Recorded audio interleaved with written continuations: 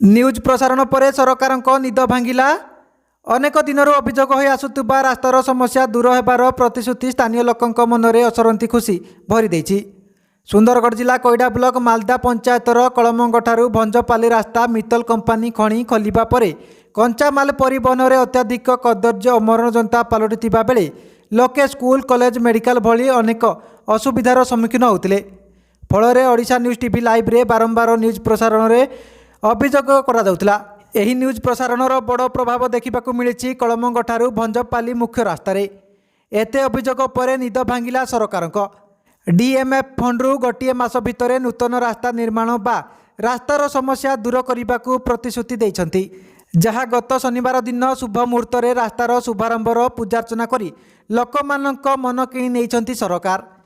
एही शुभारंभ में मित्तल खଣି हेड सरफ कंबिली, खଣି मैनेजर सत्य कुमार दास, सीएसआर दीपुरंजन भई, पाइपलाइन नूरसिंह महांती, कलमंग ग्रामर कुना पात्र, लक्ष्मण पात्र, टुनु कुंभियाल, लव नायक, प्रशांति नायक, श्रीधर पात्र, रंजिता नायक, 1 नंबर वार्ड मेंबर सुभद्रा पात्र, 2 नंबर वार्ड मेंबर विश्वनाथ पात्र और ग्रामवासी उपस्थिति रे सर्व सम्मुखरे शुभारंभ कार्य संपूर्ण करा।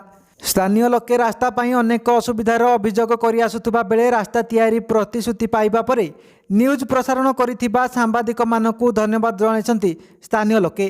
सुंदरगढ़ जिल्लार बनमाली बारी report, Odisha news TV live. चलता संघर्ष में मीडिया भाई मान को तथा आम पुलिस प्रशासन सरकार को अनुरोध कर आम कथा काली जहाँ भी हो से शुणी तेणुक मीडिया भाई मान को बहुत बहुत धन्यवाद और प्रशासन को बहुत धन्यवाद। याद काली जो भूमि पूजन जो रोड जो कराला याद आमर मुख्यतः कंट्राक्टर जोगेश सिंह नरेश सिंह थे एवं उपस्थित थे माइंस कर्तृपक्ष कामली बाबू एवं ग्रामर ग्रामवासी वृंद समस्त उपस्थित काली भूमि पूजन कराला। आने प्रतिश्रुति देइछंती जे गोटे मास भितर से यथाशीघ्र कामटी को आरंभ करेंगे एवं यहाँ सरकार तरफ जो कामटी हम सरकार को अति अति धन्यवाद एवं शुभेच्छा। मु श्री कुनु बेहरा कलमंग ग्रामर लोक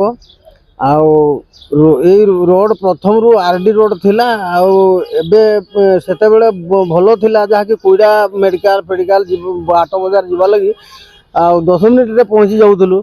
एबे ई माइंड से कि जहा कि भारी जान चलाचल करके रास्ता खराब हो गला तो जाहो सरकार को जरिया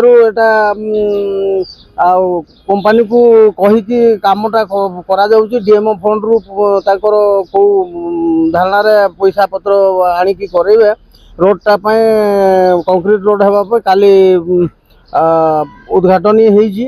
तेणु आम से बहुत खुशी होचु। एटा मोना श्री कुनापत्र घर कलमंग